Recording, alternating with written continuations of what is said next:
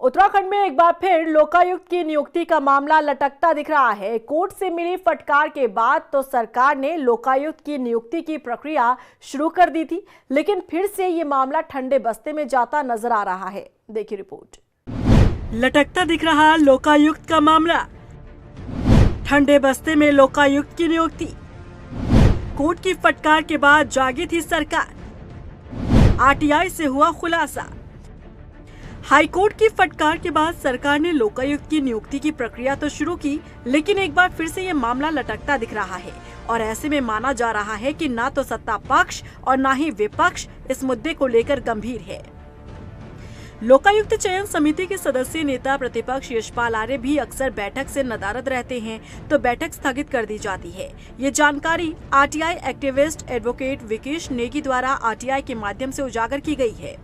विकेश नेगी का कहना है कि हाईकोर्ट के तत्कालीन चीफ जस्टिस विपिन सांघवी और जस्टिस राकेश थपलियाल ने 27 जून 2023 को एक जनहित याचिका पर सुनवाई करते हुए प्रदेश को लोकायुक्त नियुक्त करने के आदेश दिए थे।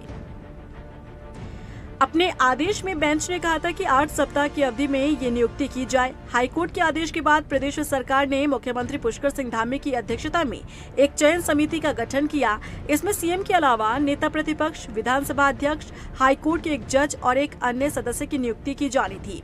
पिछले 1.5 साल में इतना ही हुआ कि अब इस समिति में पूर्व जस्टिस MM गिल्डियाल को सदस्य नियुक्त किया गया है। आरटीआई एक्टिविस्ट विकेश नेगी को मिली जानकारी के मुताबिक लोकायुक्त के लेकर बैठक दर बैठक होती रही और नतीजा शून्य रहा। 2 बैठकों में नेता प्रतिपक्ष यशपाल आर्य मौजूद नहीं रहे, तो कोई निर्णय नहीं हो पाया। बता दें कि लोकायुक्त बीजेपी के 2017 के चुनावी घोषणा पत्र में शामिल था। 7 साल बाद भी बीजेपी सरकार इस पर अमल नहीं कर पाई है। यही नहीं, लोकायुक्त में 24 कर्मचारियों की तैनाती भी की गई है। ये सभी कर्मचारी बिना काम के ही वेतन हासिल कर रहे हैं। हाईकोर्ट ने इन कर्मचारियों के कार्यों और पदों को लेकर भी सरकार से जवाब तलब किया था। 2017 के इलेक्शन में बीजेपी गवर्नमेंट ने अपने मैनिफेस्टो में लिखा था कि हम 100 दिन में लोकायुक्त लाएंगे।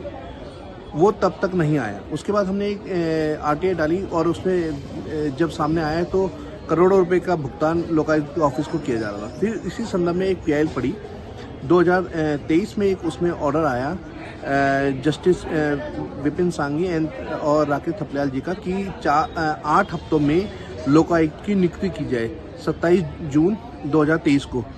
पर लेकिन आज तक इसमें माननीय मुख्यमंत्री जी और विपक्ष के नेता प्रतिपक्ष ये सब मीटिंग कर रहे हैं, पर लेकिन 1 साल से ऊपर हो गया है, लोकायुक्त की किसी को परवाह ही नहीं है।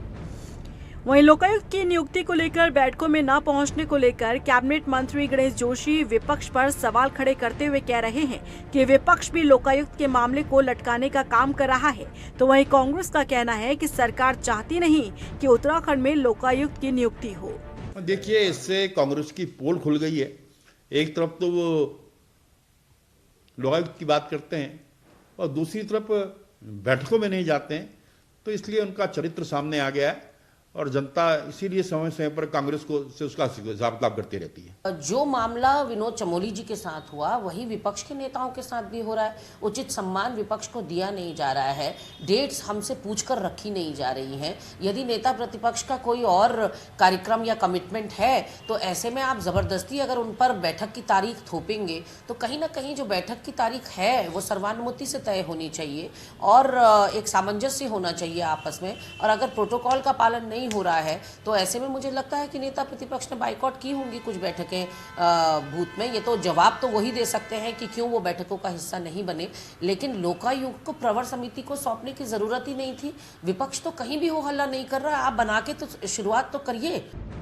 फिलहाल लोकायुक्त की नियुक्ति का मामला लटकता नजर आ रहा है। ऐसे में देखना होगा कि क्या वास्तव में धामी सरकार लोकायुक्त की नियुक्ति अपने इस कार्यकाल के दौरान करवा पाती है या फिर लोकायुक्त की नियुक्ति का मामला यूं ही लटकता नजर आता है। रफ्तार मीडिया के लिए देहरादून से मनीष डंगवाल की रिपोर्ट।